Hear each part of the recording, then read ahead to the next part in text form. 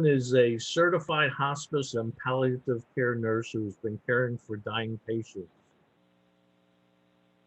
Uh, she has an impressive resume, and she serves as a faculty member for the IMCW program Sacred Journey, being present with aging, illness, and dying, and now serves as a teacher's guide for ICMW's True Refuge Companion Program.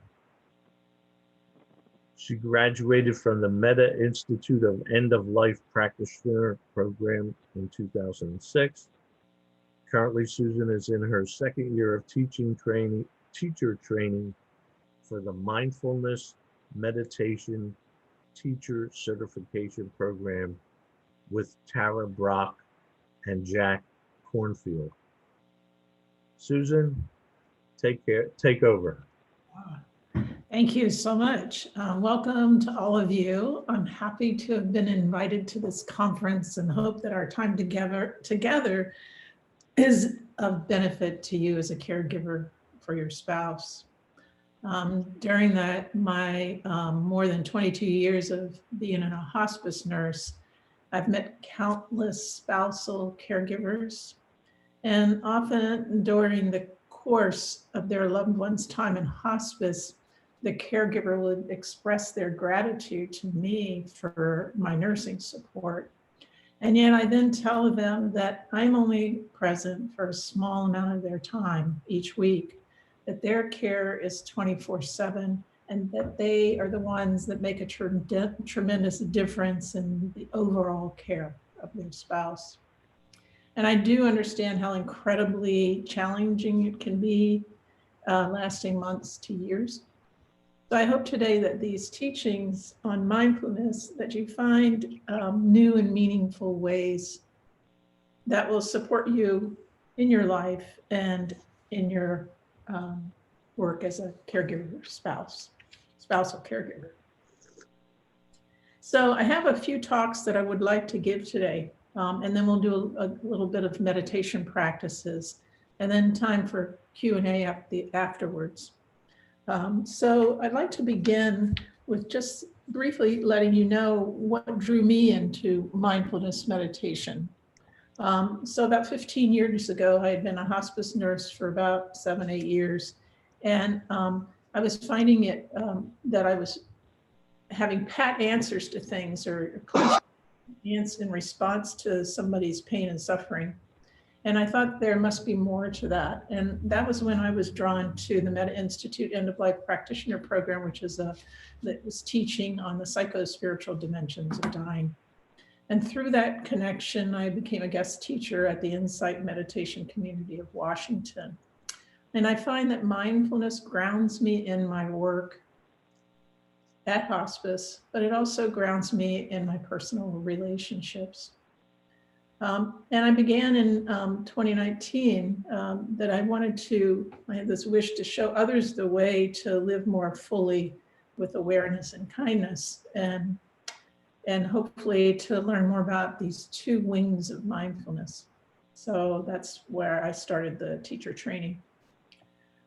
Tara Brock, who is the founder of Insight Meditation Community of Washington, teaches about the two wings of mindfulness, and she says, the two parts of genuine acceptance, seeing clearly, which is awareness, and holding our experience with compassion, are as interdependent as two wings of a great bird.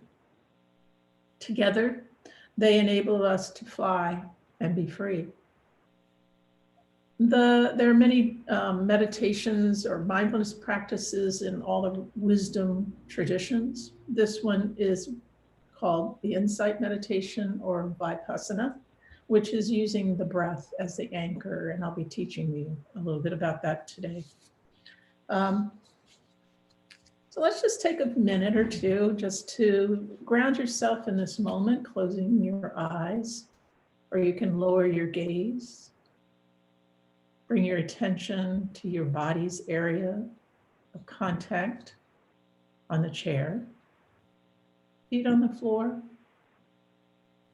And your posture can be erect, not rigid, but gentle and soft. Perhaps resting your hands in your lap, upon your thighs, or holding one hand in the other. Now let's take 3 slow, deep breaths. Breathing in, deep breath in, and slowly exhale, exhale, exhale. Again, deep breath in, and slowly exhaling, exhaling, exhaling.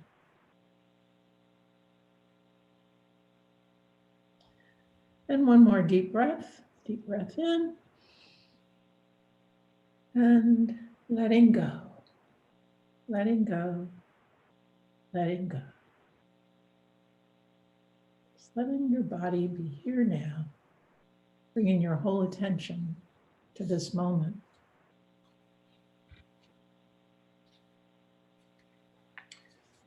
And when you're ready, you can open your eyes.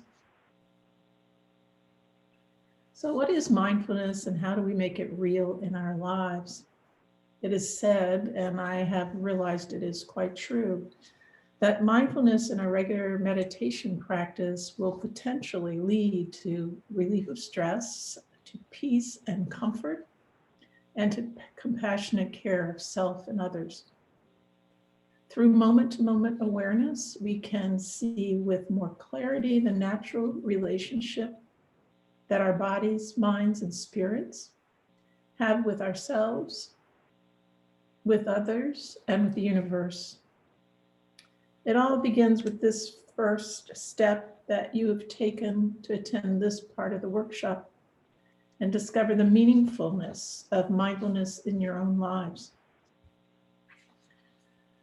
Jon Kabat-Zinn is an American professor and creator of the Stress Reduction Clinic and Center for Mindfulness in Medicine and Healthcare and Society, states, mindfulness is the awareness that arises from paying attention in a particular way, on purpose, moment by moment, and non-judgmentally. Through mindfulness, we cultivate a curious and kind attention to our lives. This is a key aspect of mindfulness. Throughout the course of our lives, we experience highs and lows. We face suffering through pain, loss, aging, illness, and dying. We experience joy and wonder through our loving relationships and with our connection to the natural world. Yet what happens to our minds when we are experiencing either inevitable suffering or joy?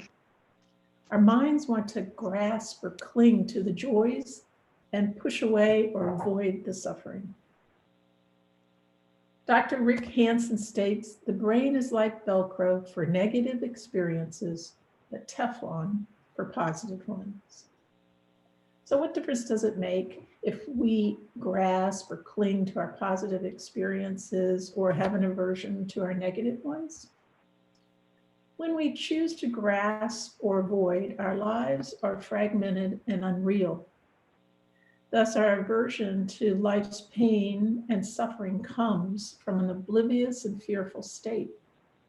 Our desire for wonderful and perfect things to happen in our lives leads to this vicious cycle of wanting more and more. Everything is outside of our awareness, and we undeniably are disengaged from what is real and true in our lives. To give some examples, we surf the internet, we're on social media, we bury our grief and our sorrow or seek happiness in cyberspace, not in the spaciousness of our own hearts in the present moment. Joseph Campbell, an American professor who worked in comparative mythology and comparative religion, described our conscious awareness as a circle with a line drawn horizontally. Above the line is everything in our consciousness, and below the line is everything outside of our conscious awareness. Tara Brach goes further, stating that outside the line of conscious awareness are a hidden world of fears, aversion, conditioning, and beliefs. To the degree that we're living below the line, we're in trance. Being in trance is like being in a dream.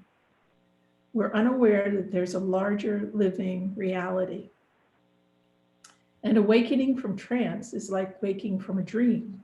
We become self-aware, directly experiencing our inner life, the world we belong to, and the space of awareness itself. Living above the line is living in presence. Presence is awareness.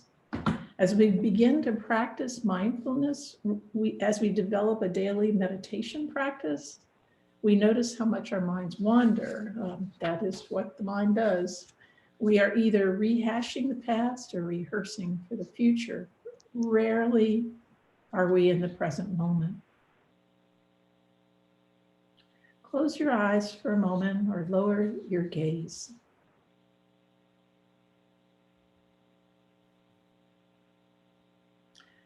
Now, for a few moments, we're going to be focusing on the breath as the anchor.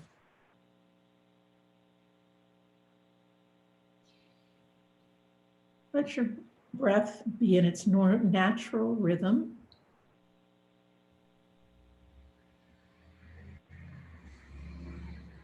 And as you're in this present moment,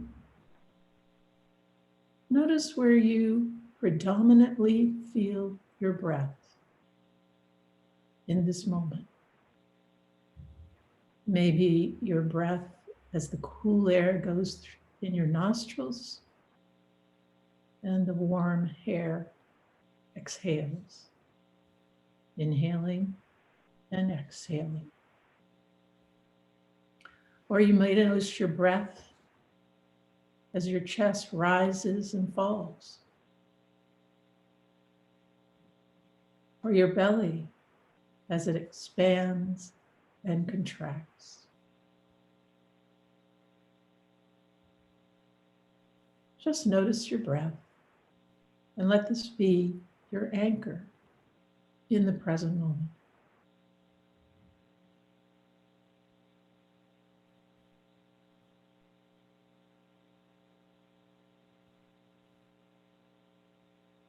This moment, now this one.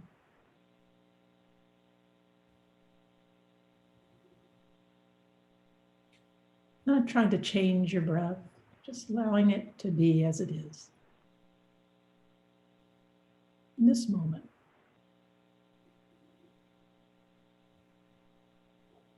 This moment of awareness.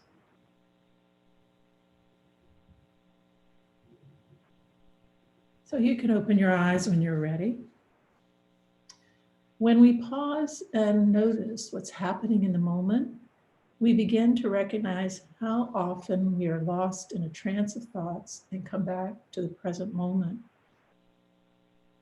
Pema Chodron, American Tibetan Buddhist and ordained nun, states, "If it weren't for my mind, my meditation would be excellent." So how do we do it? I often use the question, what's happening, to bring me into presence? What's happening within me and what's happening outside of me? By asking this question, I bring myself into the here and now. I'm not asking what happened in the past, and I'm not asking what will happen in the future. Only what is now. With this in mind, I bring awareness to the present moment experience. As we recognize what's happening moment to moment, we begin to allow and accept things to be just as they are. We don't have to like the moment. So there was this cartoon, of course, this was pre-pandemic, and people are standing close together in a long line. And one person turns to the other and says, "I want to live in the moment, just not this moment, some other moment, like a moment at the beach." We don't have to like or love the experience of each moment, yet we can make the conscious choice above that line, as Joseph Campbell taught, and stay with what is. Jack Kornfield, in his book, A Path with Heart, states, when we let go of our battles and open our hearts to things as they are, then we come to rest in the present moment. This is the beginning and end of spiritual practice. Only in this moment can we discover that which is timeless. Only here can we find the love that we seek. Love in the past is simply memory, and love in the future is fantasy. Only in the reality of the present can we love, can we awaken, can we find peace and understanding and connection with ourselves and the world. A meditation practice is the formal way we practice resting in the present moment. We create the stillness and the space to cultivate a curious and kind attention to our bodily sensations, to emotions that may arise, and to the thoughts that come and go. When I sit down to meditate, I may be calm, able to focus on my breath with ease, notice bodily sensations that arise and fall, and stay with different feelings that unfold, and notice my thoughts come and go. This is my meditation practice. Other times when I sit, I may be restless, angry, bored, anxious, sleepy, repeatedly looking at the clock, wandering off into an endless stream of thoughts and stories, dwelling in my past or fantasizing about my future. This is my meditation practice. A student went to his meditation teacher and said, my meditation is horrible. I feel so distracted, or my legs ache, or I'm constantly falling asleep. It's just horrible. It will pass, the teacher says matter-of-factly. A week later, the student came back to his teacher. My meditation is wonderful. I feel so aware, so peaceful, so alive. It's wonderful. It will pass, the teacher replied matter-of-factly. Through mindfulness, we can each be more open-hearted in the world. We can experience more spaciousness rather than exist with old boundaries that keep us unconscious of the richness and fullness of life. We each have the innate capacity to be curious with what is, to rest calmly in the present moment, to accept and allow things to be just as they are, without judgment, and the trust in the process of our innate, compassionate presence. So we're going to sit for a minute, but I just wanted to let you know that the rest of the talks today, I'm going to share with you about mindfulness of emotions, mindfulness of thought, and compassionate presence through this day. There are going to be a couple of journal exercises. So if you have a pen and paper or something that you use an iPad to write on, it will be short little exercises, but just so you're prepared for that. So in closing of this particular portion, I'd like to just read you a poem by Donna Faulds called Just Now, Just for Now. Just for now. New voice message. You have 5 saved voice messages. First voice message.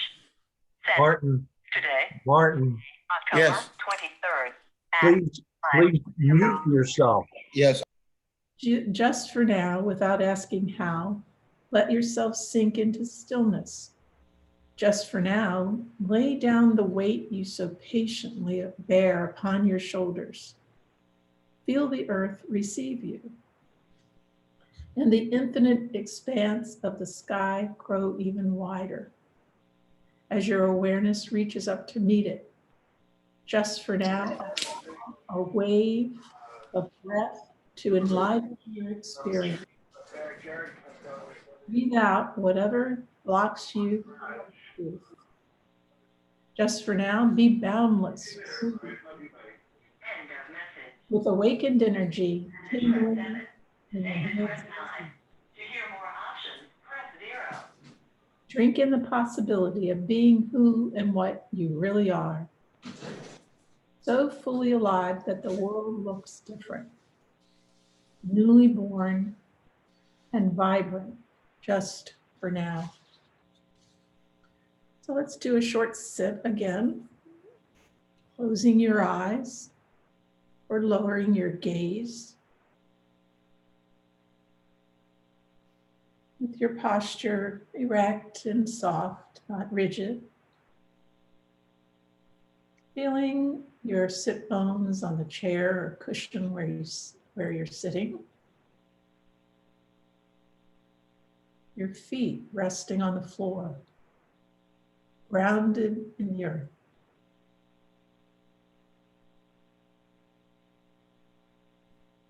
Now bring your attention to the breath. Again, where you're feeling it the most. Through the nostrils, inhaling, exhaling. For the chest, rising and falling. For your abdomen, expanding, contracting.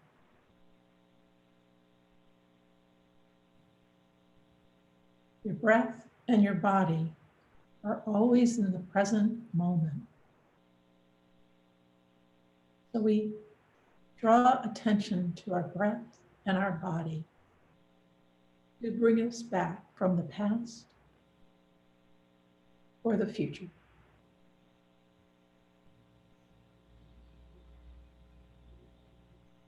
Breathing in, breathing out.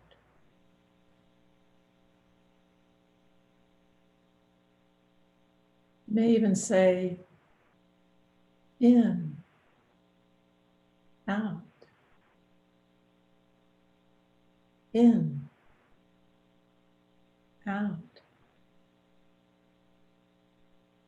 You find yourself wandering off into a thought, down a path to a story.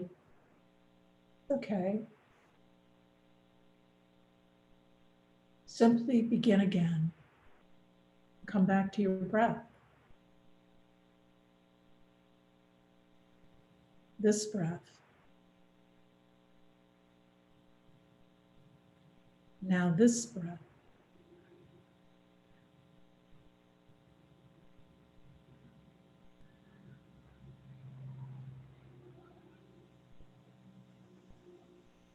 This moment. Now this moment.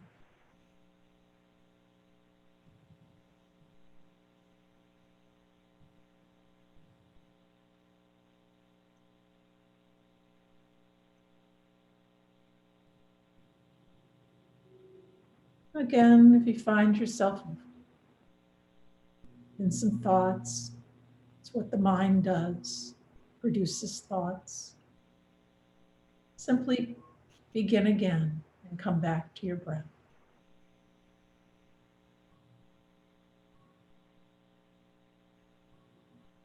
You can always start fresh in every moment.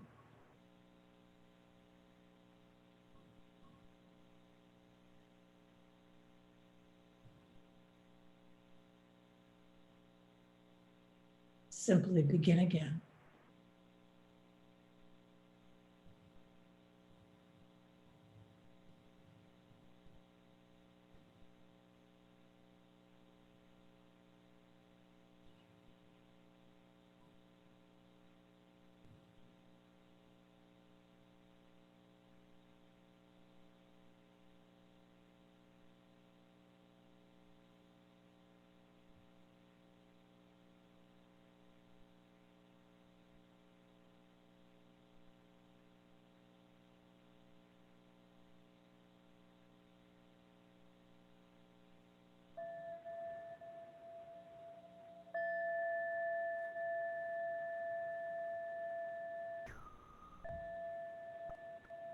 When you're ready, you can open your eyes.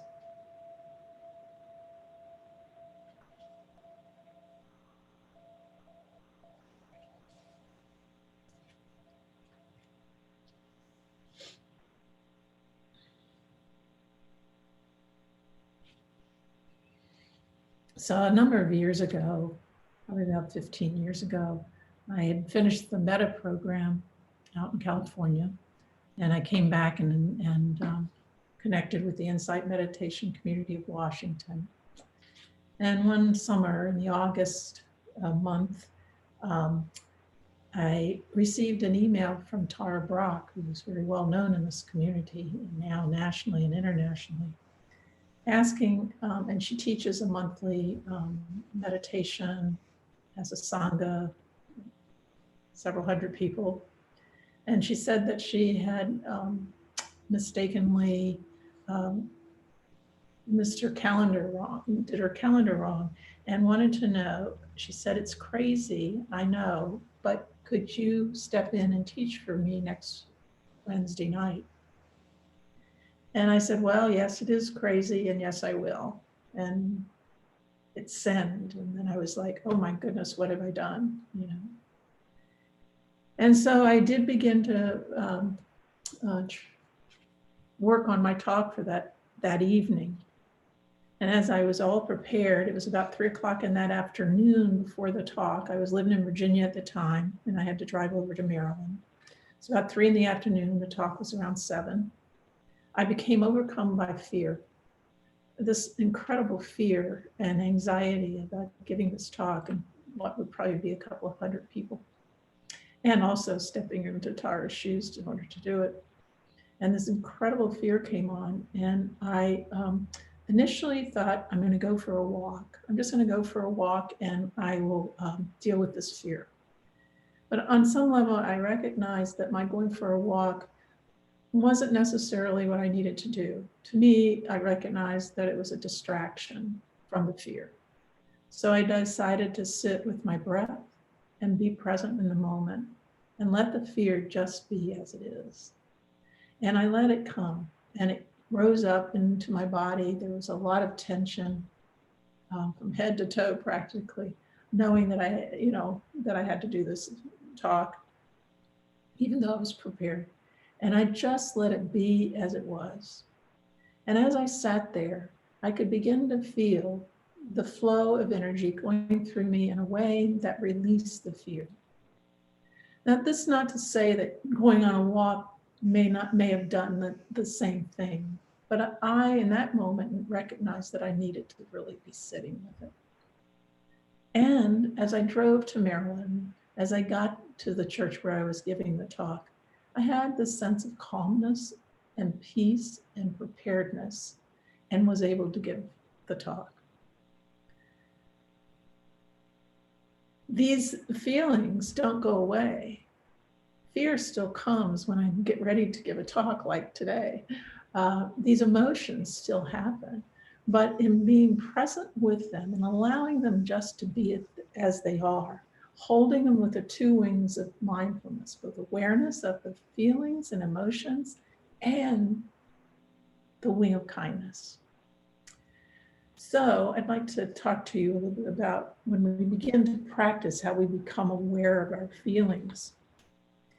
Through mindfulness, through the spirit of mindfulness serves as a witness to what's happening, being supported by those 2 wings, loving awareness and compassion.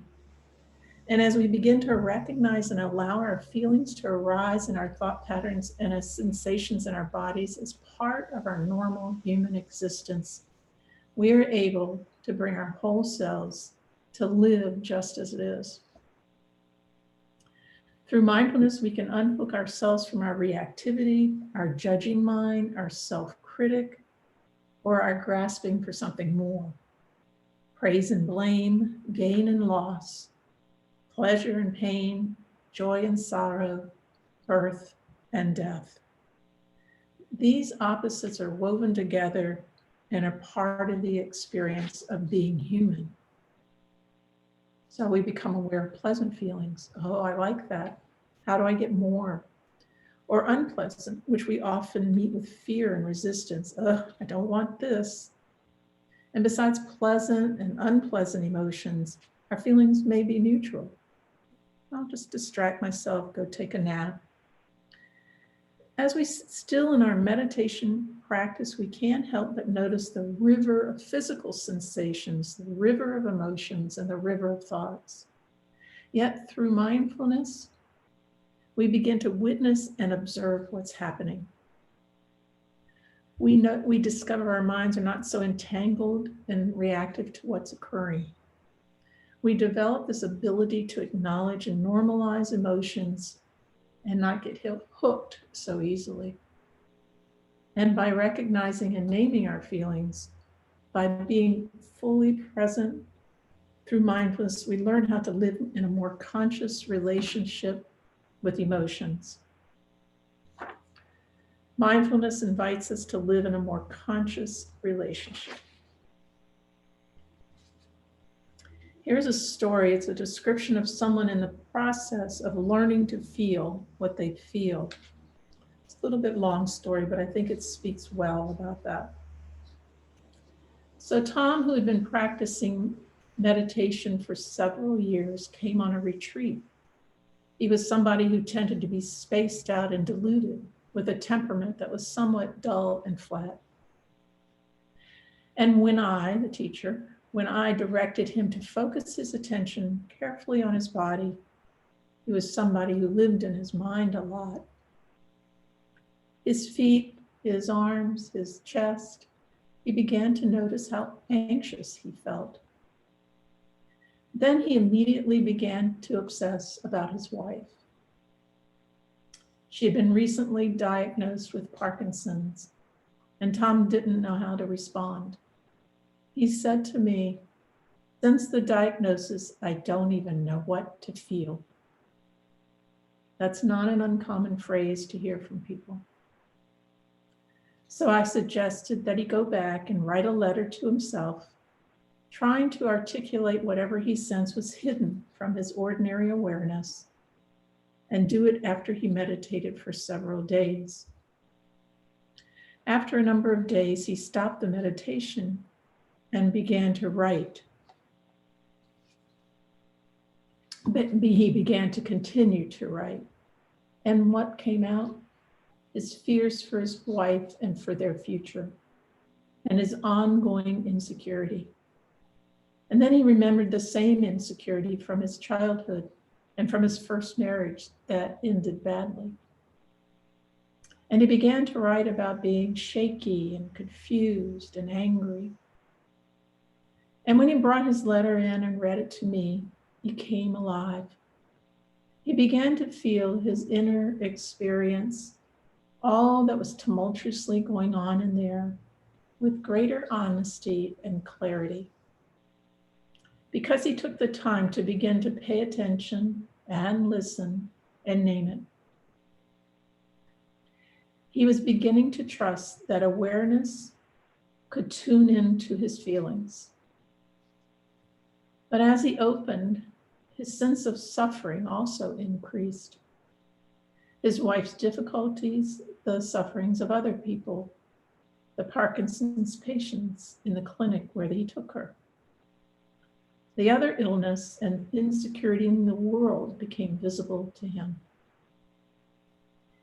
And then he began to experience a welling up, not just of fear, but of compassion. A kind of relief broke through him with that compassion.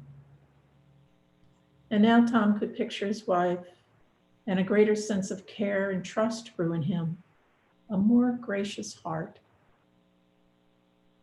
He'd become a more loving person because he knew what he was feeling. He was more direct with his wife. He was less afraid. He realized that he could begin to tolerate the experiences that were there with him.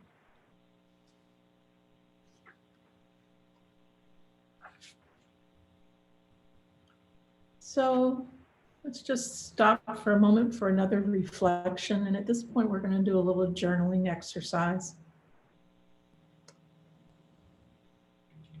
This reflection called to mind a recent experience that was emotional for you. And for purposes of this exercise, keep it a light emotion one that isn't extremely painful or traumatic. Something that has happened in your recent past.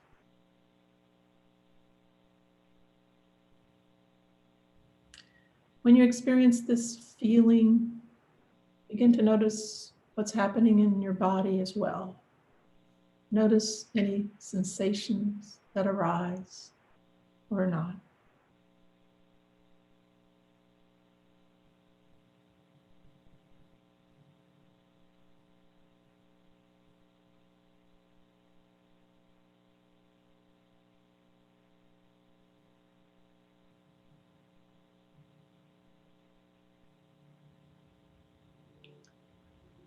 And when you're ready, you can begin journaling. Just take about 3 minutes. And what's happening in your body as this emotion arose? Just notice and write the sensations that you're having. Notice the feelings that are happening and write those. And no right or wrong with this exercise. It's just journaling about your emotions and the felt sense in your body.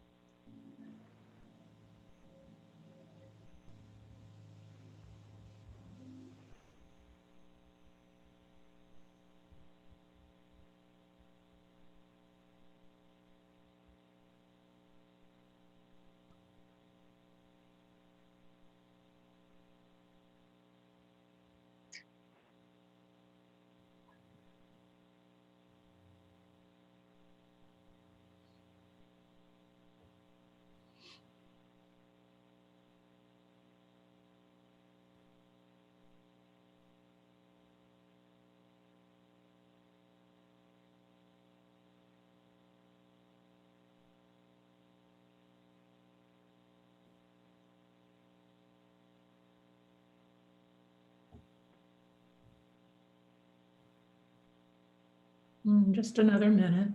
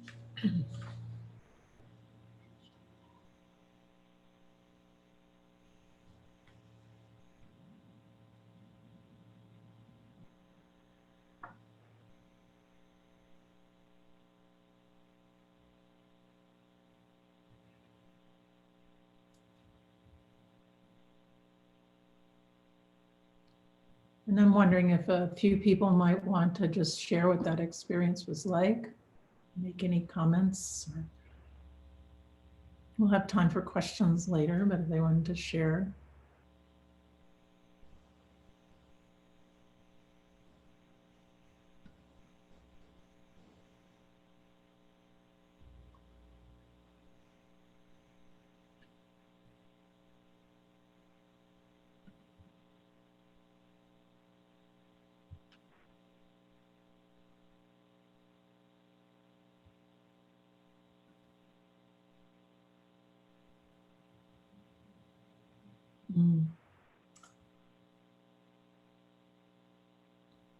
I'd like to just respond to Laurel, a question about when anxiety arises and how there's pain in this, or not pain, but a tightness in the stomach and how you release that physical feeling.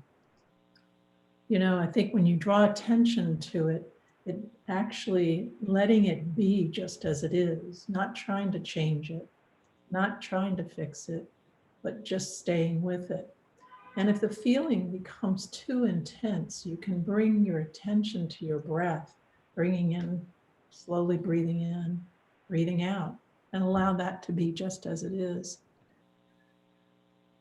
You may notice a sensation, the sensation in your stomach lighten. It's really when we begin to shine a light on anxiety or other difficult emotions, when we open ourselves to be it, let it be just as it is, that it actually begins to soften. I hope that's helpful.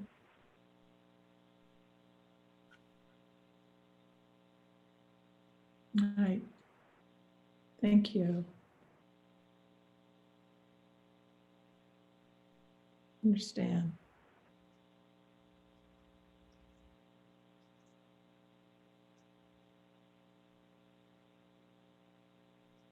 Yeah.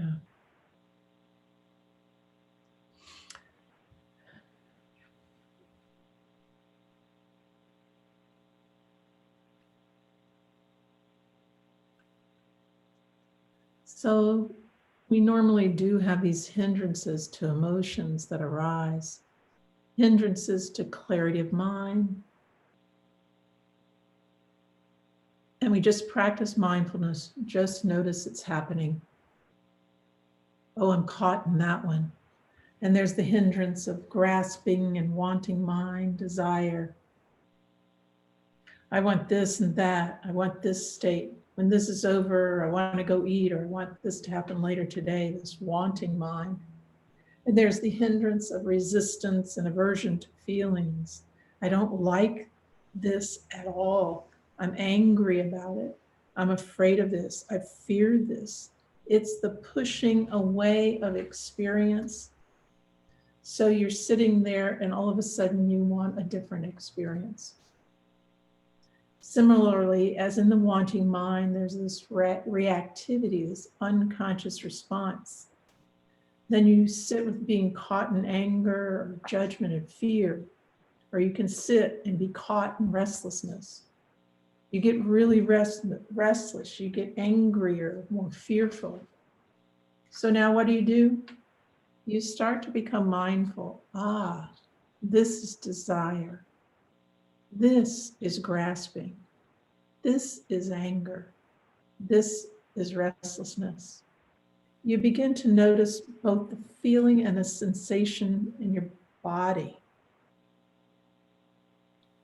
A number of years ago, when I was taking care of a patient who was a young woman who was dying of cancer, she had intense anxiety. So when I would go to her home to help care for her and take care of some of the clinical issues that she needed help with, she would become so anxious, and the way she dealt with it was to talk incessantly. So I'm trying to focus on the task that I needed to do, but I could feel myself becoming quite anxious. And I actually just asked her quietly if she could pause for a moment with me.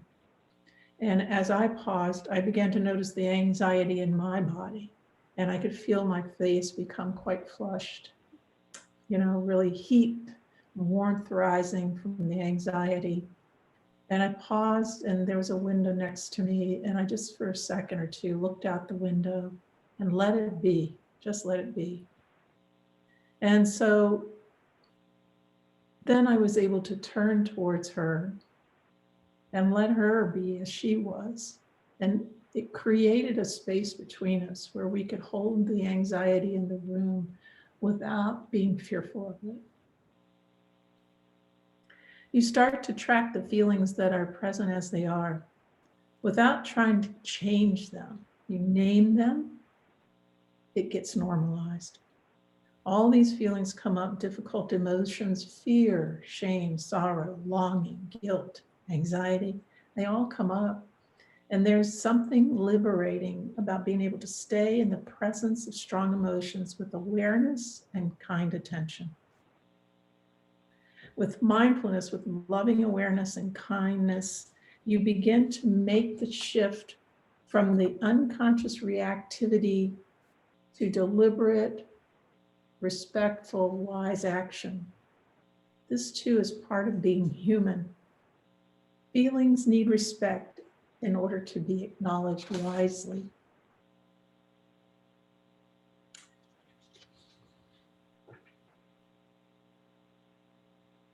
There's a story about American soldiers in Iraq, a small group of American soldiers, and they were surrounded by people during that war, shouting and so forth. And the officer at some point, and this was a small group, that they could have opened fire or something. Instead, he said, "Take a knee." And all the soldiers turned their rifles to the ground and kneeled down. This was in front of a great mosque in a holy city. And when they did that, everyone around them became quiet. All these people were so angry at them. And then they withdrew without anyone being hurt. And what it was a gesture of respect. The space of awareness and compassion is big enough to hold it all, whatever the feeling is. Loving awareness can hold it, compassion can hold it. We have these ideas of how we're supposed to be, these perfectionist ideas. I shouldn't feel this way, I shouldn't be angry. But the repression of that actually knocks us up and keeps us from being alive. So through mindfulness, you start to feel that your capacity to enter into life grows with your capacity to be open to the range of feelings.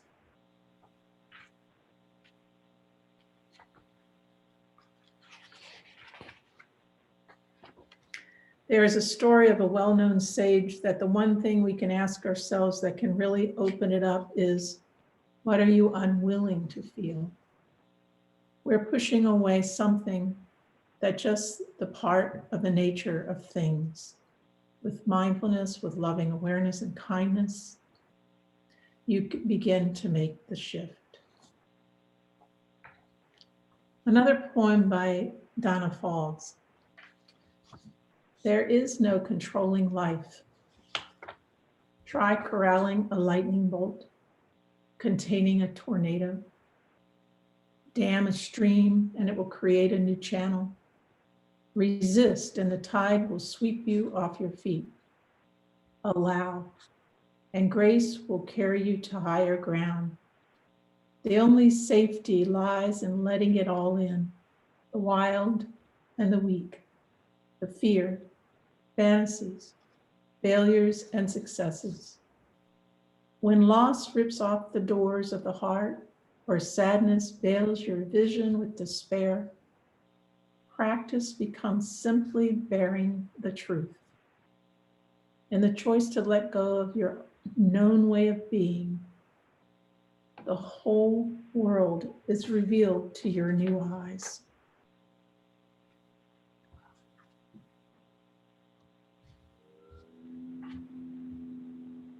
So I think one of the most difficult parts for people when they're beginning a mindfulness practice is about their thoughts. It seems like the more they sit still, the thoughts become louder. Of course, the thoughts are always there. We just begin to notice them. Gandhi said, your beliefs become your thoughts become your words become your actions become your habits. We step out into the world we live in with our layers of beliefs based on our thoughts and subsequent stories. Thoughts and stories of pain and pleasure, blame and gain, joy and sorrow, fear, anxiety, unworthiness, of desire for things to be different, and of aversion to what's happening. Thus, our words and our actions, how we react to the world around us, comes from these beliefs and thoughts that are conceivably words and actions that are narrow-minded and insensitive. We are living below the line of consciousness rather than the spaciousness of loving awareness that is our true home. The poet Rumi. Be empty of worrying. Think of who created thought. Why do you stay in prison when the door is so wide open? A dear friend of mine has been the primary caregiver for her spouse since he was diagnosed with cancer several years ago. His needs have become greater as his disease progresses. They live in a rural community, and now with the pandemic, she finds herself often all alone in managing his care. What she has shared with me is that often she thinks about how life had been before the illness, how they shared caring for their home and the land they live on. Her thoughts became weighted down with what is going to happen in the future. As a result, she suffers and struggles. Her mind wanders off into fear thinking. Her mind creates these thoughts of helplessness and hopelessness. And her words and actions may come from a place of fear rather than love and compassion. Sometimes she wonders how she will continue with the uncertainty of it all. Your mind is a constant stream of thoughts. It's been called the monkey mind, swinging from one thought to another and another. The problem isn't the thoughts. It is in our persistent following of the thoughts. We are in a trance of our own creativity, lost in thought and hooked by one story after another, either stories of our past or a fantasy of our future. This is quite normal. It is what the mind does. The mind produces thoughts just the way our body's glands produce hormones. So when we begin to sit still, we learn how crazy our minds are. You may think meditation isn't for me, but this is actually a good sign. Becoming familiar with our own minds, we notice what's happening in our minds, and then without judgment, we bring ourselves back to our anchor, to our breath, our anchor in the present moment. We simply begin again and again when our minds are lost in thought, lost in a trance of stories. We just notice, pause, and begin without judgment. Yongey Mingyur Rinpoche, in his book In Love with the World, said, throughout the day we ask, where are my kids? Where are my keys? Where's my phone? We tend not to ask, where's my mind? If we can train ourselves to slow down and watch our thoughts, not get carried away by them, but just notice, we'll be amazed by the universes that we transverse moment after moment. One piece of advice, don't conclude your mind is significantly different from anyone else's. We all have this monkey mind.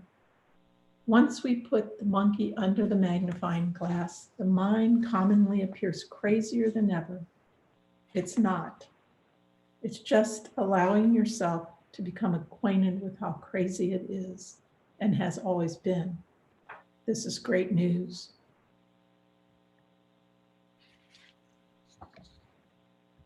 Our minds are not our enemies. Our minds are part of evolution's means of survival. Yet our thoughts and stories are often misguided, maybe called fake news. How we relate to our thoughts make all the difference. We do learn from our past and prepare for our future with our minds. Our minds create, build, heal, protect, develop, teach, and learn. We can look around our world and see how brilliant minds have created beautiful works of art, developed ways to make our lives healthier through medical breakthroughs, hopefully a vaccine, taught our children and others how to live lives, better and wiser lives. Yet what happens often on a daily basis is that we are distracted, lost in trance, grasping onto our stories as if they are absolute reality. We block our innate wisdom and compassion with stories that are real, but not true. but we have the power to direct our attention through mindfulness. When we sit to practice, we simply begin noticing the anchor of our breath. Then when our minds wander, as minds inevitably do, we pause, we notice, and we begin again.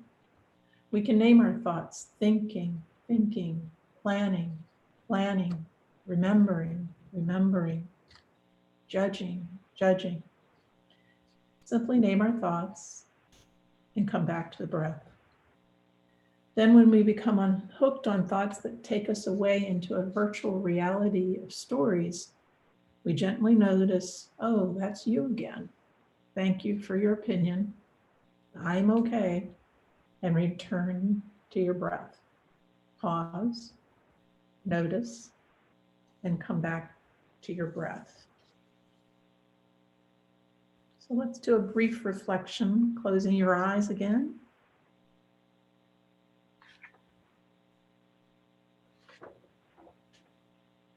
Bringing your attention to your breath, to your anchor. Just noticing your breath. It comes in and out.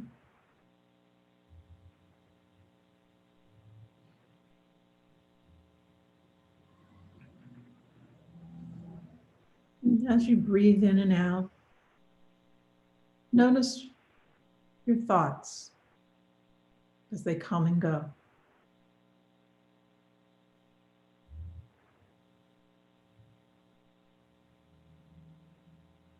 Name them gently. Thinking, planning,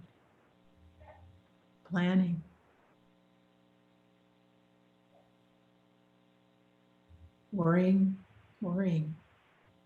Just name them. Come back to your breath.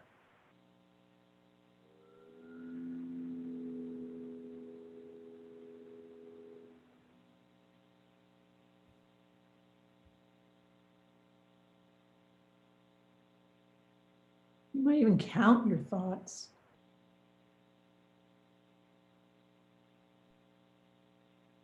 This thought, another thought. Just notice what your mind does.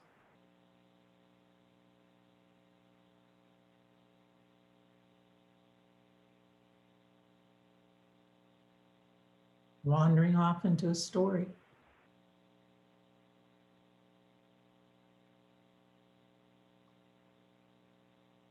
Gently say, that's okay. Thank you. Come back to your breath. Begin again.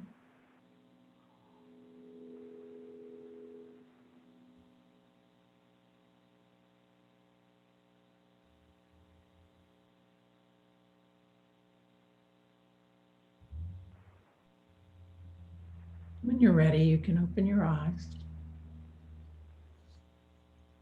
When we practice more on a daily basis, we recognize some difficult emotions that we may have. Even difficult thoughts can be held with difficult thoughts, we recognize difficult thoughts that arise, but they can be held with awareness and kind attention as well. Sometimes it can feel hopeless and bleak to sit with a stream of difficult thoughts, like standing at the bottom of a giant waterfall. Tons of water come pouring down directly on your head, much like being constantly bombarded by negative thoughts. The instinct might be to try to turn off the waterfall, but this is a hopeless and impossible task. It takes skill to realize you don't have to stand right in the spot where the tons of water falls. Simply take a few steps back or move behind the waterfall. You can find refuge beneath an overhang where you can observe the powerful cascading water without being consumed by it. Learn to lean back from your experience and observe without getting lost.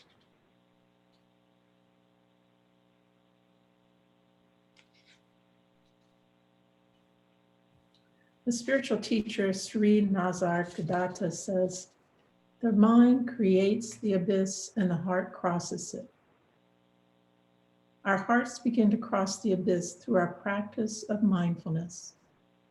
Holding our thoughts lightly, we begin to realize we don't have to believe our thoughts. We start to realize that our thoughts arise and fade away. We start to learn the landscape of our minds, paying attention to the content. We sit still and notice this landscape moment by moment. Like the spaciousness of the sky and clouds floating by, so too our awareness is spacious enough to hold these fleeting thoughts like clouds drifting by. So my friend that I mentioned at the beginning of this talk has been practicing mindfulness meditation. She said that she is no good as a caretaker when she wants to be somewhere else. That when she forgets and is caught up in her fearful stories about what might happen, she feels she suffers and her husband suffers. However, when she pauses and names her thoughts, normalizes them, and holds them lightly, when she doesn't have to believe these thoughts, she feels a physical relaxation. This relaxation leads to an openness, a spaciousness that allows her to do what she needs to do and to be compassionate. The poet William Butler Yeats, we can make our minds so still, so like still water, that beings gather around us, that they may see their own images, and so live for a moment with a clearer, perhaps even a fiercer life because of our quiet.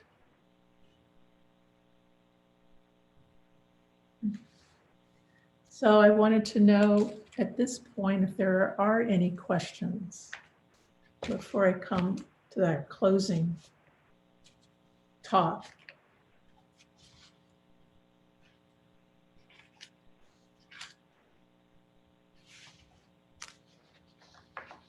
I was thinking how hard it is to get started on a routine or a practice of meditation. Mm-hmm. It is something you have to develop the practice. And you know, when I first started, I only started with 5 minutes a day. That was about all I could do. You know, you start slowly, maybe just 5 minutes a day for a first week, and then add a couple of minutes the next week if you can. And then eventually you're finding yourself sitting more. Some people find that mornings are better because their minds aren't so full, and then they can sit still. I've heard other people say they never look at their phone or look at the news before they sit. They sit quietly beforehand. I mean, I think there are different ways. Some people like to sit in the evenings when they get right before they go to sleep to help them relax. So I think finding it for your own self what space and time of each day would work best for you. Sometimes it's just pausing. I find that even though I meditate more in the morning than I do in the evenings, but I do find that sometimes when I'm out working and driving, that I'll find a time when I just at a stoplight, even just being mindful, noticing my breath. So there are a lot of different practices that you can do. I hope that helps. Thank you.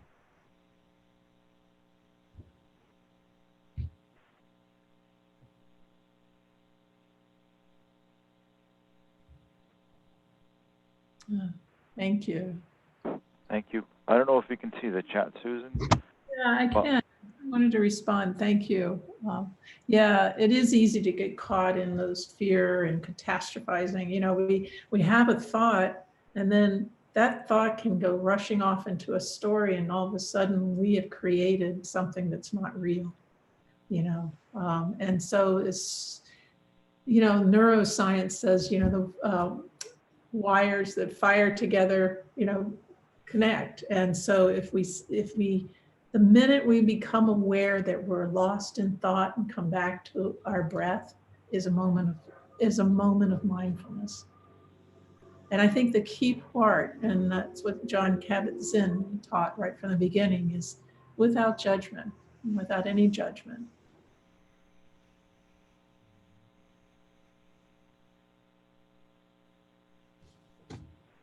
Okay.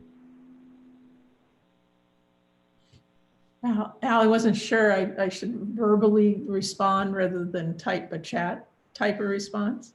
No, you could Yeah, go you ahead could. and respond. You could go ahead. And Verbally, okay, just want to make sure. respond. Any other questions? Um, No, I don't think so. no, doesn't sound like it. Mm-mm. So I have, Jerry? Oh, Yeah. I'm sorry. Go ahead. oh, no, go Bob. I was just going to ask Jerry if he had any questions on the machine, the Q&A. Yeah, I don't see anything, and nobody's raised their hand, so we're good for the moment. Okay. The moment. We're in the moment.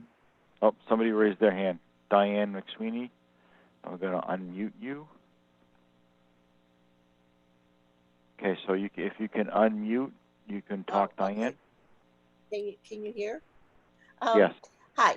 I don't know if this pertains to what you were talking about, but have you ever, as a hospice nurse, had to deal with, and how did you deal with the spouse caretaker who's dealing with stepchildren who do not want palliative care, even though that is what the doctors are suggesting, and that is what the father slash husband wants? This may go way beyond your discussion, but Well, yeah.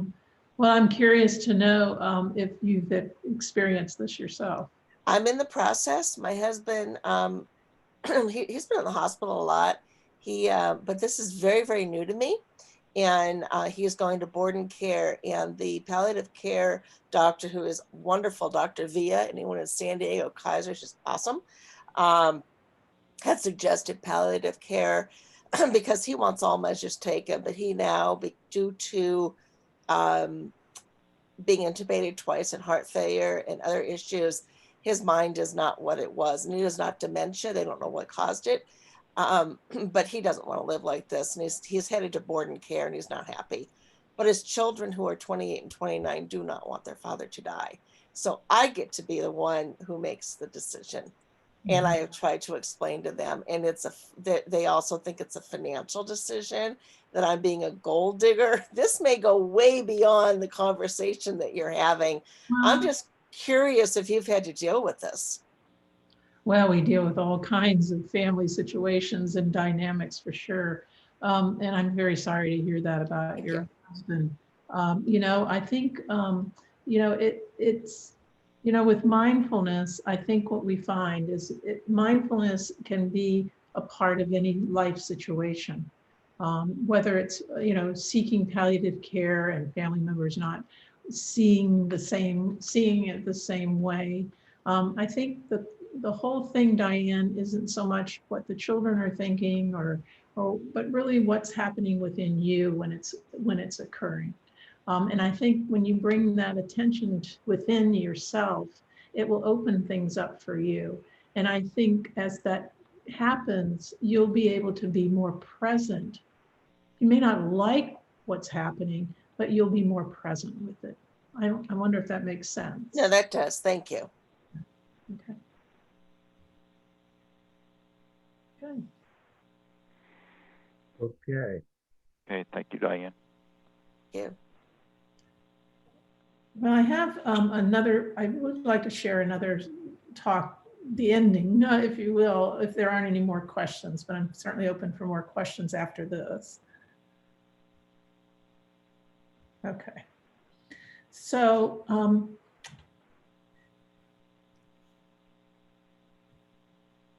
I wanted to talk about kindness, about the two wings of compassion. the two wings of mindfulness, I said, were awareness and compassion. And so what is compassion? And how do we make it real in our lives? And we do this really through mindfulness meditation. Compassion is a natural relationship with what is. Compassion is the beauty of the awakened heart. It is our true nature. We are expressive vehicles of spirit and the source of natural giving. Compassion empowers us to touch the vulnerability of ourselves and the vulnerability of others. It's boundless. Compassion is boundless. So how do we draw in this innate source within each of us? Again, practicing the two wings of mindfulness.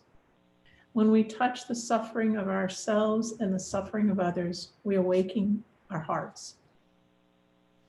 Suffering is the gateway to compassion. Ken Wilber, in his book, A Simple Feeling of Being, states, suffering smashes to pieces the complacency of our normal fictions about reality and forces us to come alive in a special sense, to see carefully, to feel deeply, to touch ourselves and our worlds in ways which we have heretofore avoided. It has been said, and I truly think, that suffering is the first grace. So when we become face to face with our own suffering, our primal response is fear. Kristen Neff, who teaches about self-compassion, states that when we are suffering, we are actually tapping into the body's threat defense system. And this is the oldest part of the brain, and it's sometimes called the reptilian brain. When there is a threat, our amygdala gets triggered, and thus we prepare for a fight, flight, freeze response. Our brains react to this our brains react to what is perceived as a physical threat, like when a lion is chasing us. But no lions now. The threats come from our limited beliefs. When we suffer, we react as if our lives are threatened. Our beliefs become our thoughts become our actions. So we feel threatened. We want to solve the problem quickly. We go into fight, flight, freeze in order to make ourselves feel safe, which doesn't help the situation. It only makes it worse. Of course, there are exceptions for us as human beings in this world today, where our response to real threats of bodily harm do require us to respond safely through fight, flight, or freeze. But also our bodies have a natural response, another natural response known as the mammalian caregiving system, another way to feel safe. We tap into our natural compassion for ourselves and for others. First, though, we need to be aware of how we avoid suffering. And there are many ways how each of us and every one of us avoids suffering and blocks compassion. There's a well-known experience conducted at Princeton Theological Seminary called the Good Samaritan Study. Seminary students were instructed to prepare a brief talk on the story of the Good Samaritan, a biblical story about loving your neighbor as yourself. These seminary students were told they needed to walk to a nearby building to give their talk, and were told either 1, that they had plenty of time and were early, 2, that they were on time but should head over now so they would not be so late, or 3, they were late and needed to hurry. As they walked or hurried to the building where they were to give their sermon, they found on the way a collapsed stranger moaning on the ground in a narrow alley. To go around this man, they literally had to step over him. What were the findings? 63% of participants in the early group stopped and helped. 45% of the on-time group stopped, and only 10% of the late group stopped. Think of that. These were a group of students studying to become priests and on their way to give a talk on helping Well, the total amount of the group not helping was 60%. And what does this study teach us about mindfulness, compassion, and avoidance of suffering? When we are so busy multitasking one thing after another, rushing ahead, we literally step over the suffering of others and live life within barriers to love. Rumi, your path is not to seek for love, but merely to seek and find all the barriers within yourself you have built against us. We begin by practicing self-compassion, which will naturally lead to compassion for others. As a hospice nurse, I'm often asked, or I'm often told, when I tell someone I'm a hospice nurse, I know it's going to be said, oh, you're a special person to be able to do this work, or you're an angel. But I really have begun to respond to people when they say that is that, I believe that we each have the capacity to be compassionate, to be compassionate, to be present in living, and to be present in dying. So I'm just going to give you a tool, a skillful means that you can use when you are, in order to seek and find barriers for yourself. And we do this with the acronym of RAIN. Recognizing R, recognizing what is happening in the moment. A, allowing and accepting the experience to be as it is. I, investigate with interest and care. Nurture with self-compassion. So recognizing our thoughts, our feelings, our actions that are affecting us. We step out of the trance of unworthiness or self-judgment or self-criticism, which cause suffering, and recognize we are stuck by our limited beliefs, emotions, and bodily sensations. Recognizing can be as simple as asking from a quiet voice within, what's happening?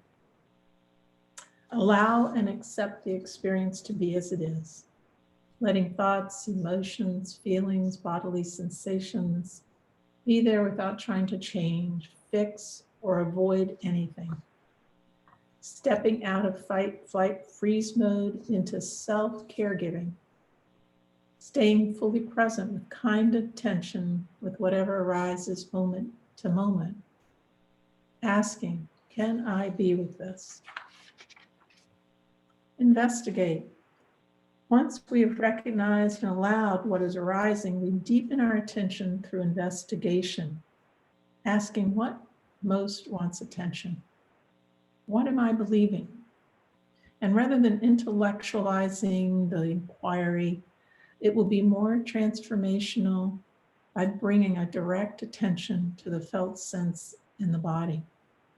And during this self-exploration, a kind and non-judgmental approach is essential to maintain a sense of trust and safety in order to truly connect with our vulnerabilities.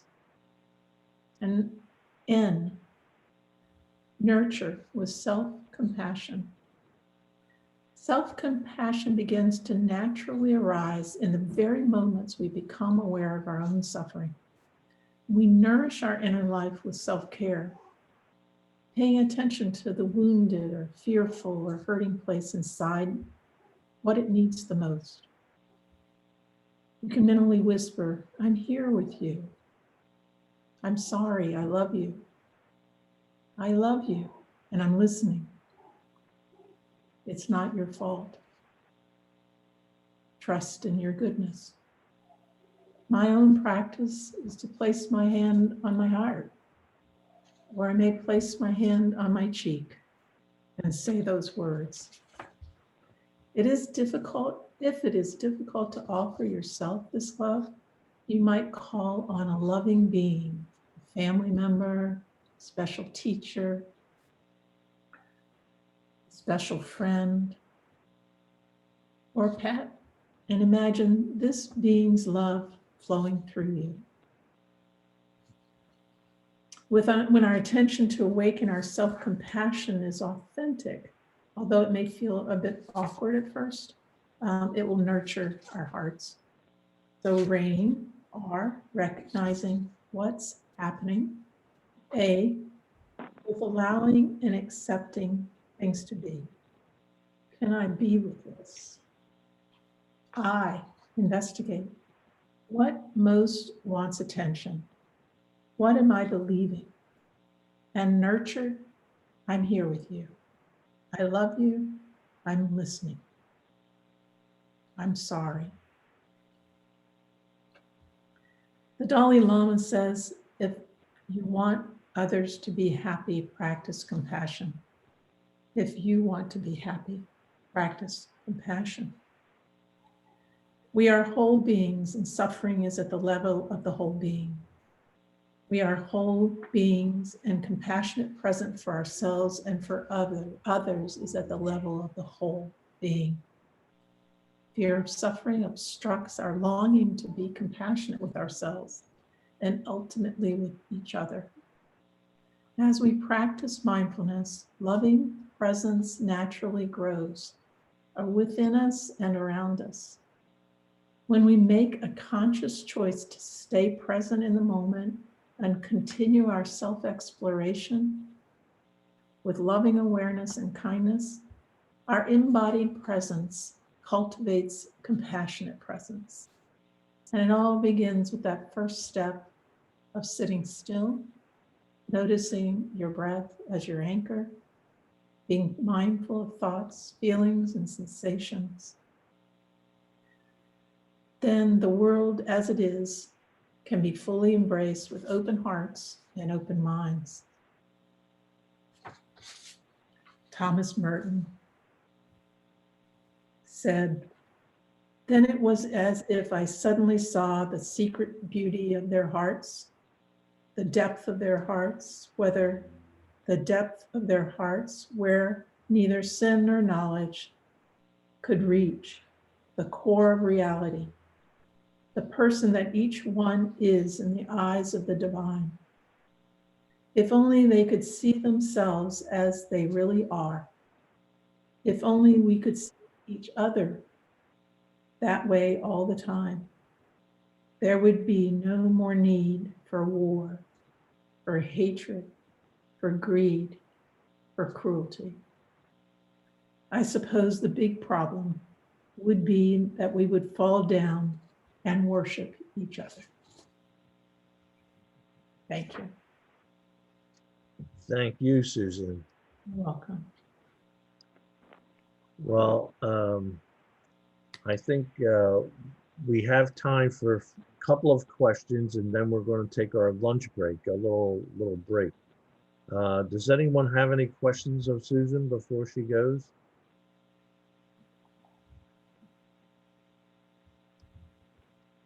And Stasiak says, that was beautiful, and I'm excited to drill down on those concepts. Wonderful. I'm glad to hear that. That makes me happy. Yes, well, thank you so much for being with us, Susan. Thank you for inviting me. It's a pleasure. And